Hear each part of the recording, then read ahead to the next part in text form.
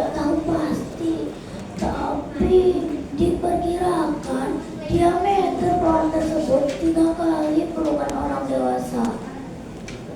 Anak itu makin kagum, lalu memeluk pohon yang besar itu. Meski ia sadar bahwa tangan kecilnya sangat tidak mungkin untuk mengukur diameter pohon tersebut. Sambil tersenyum, Su'eb mempunyai ide yang bagus. Lalu ia bilang ke kakek, "Coba kakek peluk pohon itu." Buat apa, Cuk? "Ya pengen tahu aja, kek." Ketika dipeluk, rupanya pohon tersebut masih terasa sangat besar. Udah ya, Cuk. Belum, kek. Sudah dipeluk, terus dicium, kek. Lah, buat apa lama-lama?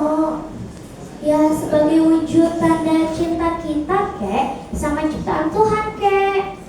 Yang begitu juga. Kalau cinta dengan alam bukan dipeluk dan dicium, tapi juga dijaga dan dirawat dengan baik. Seperti orang-orang saja ya, kek, merawatnya dengan menaruh sesajen di pohon ini. Lah, itu justru yang membuat Tuhan kita murka. Itu namanya musik. Maaf, musyrik maksudnya. Musyrik itu apa, kek? Musyrik itu artinya menyekutukan Tuhan. Kita menganggap ada kekuatan yang melebihi kekuatan Tuhan.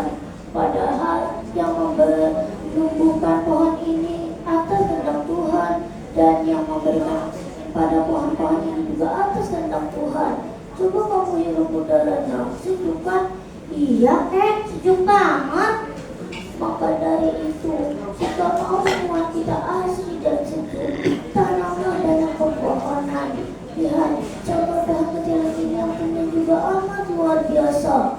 Ketika siang hari saja, barangan pohon tersebut menjalar sampai ke kampung tetangga. Anak-anak lain yang mendengarkan penjelasan kakek makin terpesona. Ketika sedang asyiknya mendengarkan penjelasan, kakek justru menganjurkan anak-anak untuk pulang dan main sore. Lalu anak-anak patuh dan pulang ke rumah masing-masing. Suatu hari, Belanda datang ke kampung Ketilang dengan tujuan agar pohon Ketilang dapat ditebang karena ada proyek pembuatan jalan kereta api.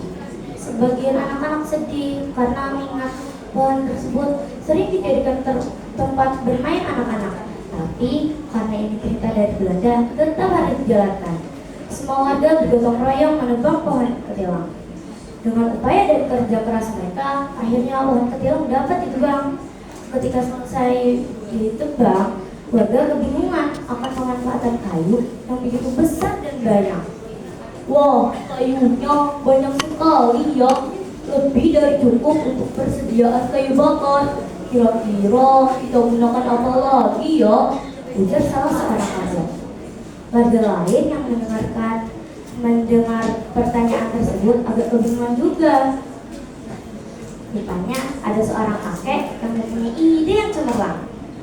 Bagaimana jika sisa kayu setelah dibagi ke masyarakat kita buat beduk dan rebana? Insya Allah akan berguna, pertanda sholat akan segera tiba. Warga yang mendengar idenya kakek menyetujuinya, dan pada hari berikutnya masyarakat bergotong royong membuat beduk. Karena kayunya yang sangat besar, tentu beduk yang dihasilkannya juga sangat besar. Ketika ditabuh, bunyinya sangat dahsyat hingga terdengar ke Kesultanan Banten. Hingga warga-warga Banten datang ke kampung Ketilang dengan tujuan agar beduk tersebut bisa dibawa ke Banten dalam rangka syiar. Warga-warga Ketilang menyetujui permintaan tersebut. Namun yang menjadi permasalahan tentu bagaimana cara membawa beduk yang sedemikian besar dan berat. Rupanya warga-warga Banten berinisiatif membawa beduk tersebut dengan 2 kereta kuda. Sesampainya di Banten, entah mengapa beduk tersebut tidak menghasilkan suara. Karena beduk yang tidak sesuai harapan mereka, akhirnya beduk tersebut dipulangkan kembali ke kampung Ketilang. Sesampainya di Ketilang, beduk tersebut ketahuan oleh Belanda hingga kulitnya disobek-sobek hingga rusak. Akibatnya beduk tersebut tidak dapat difungsikan kembali. dan sampai saat ini tidak ada beritanya dan tidak ada yang tahu di mana keberadaannya. Nah teman-teman, itulah cerita asal mula Kampung Ketilang yang ada di Kota Cilegon. Terima kasih. Wassalamualaikum warahmatullahi wabarakatuh.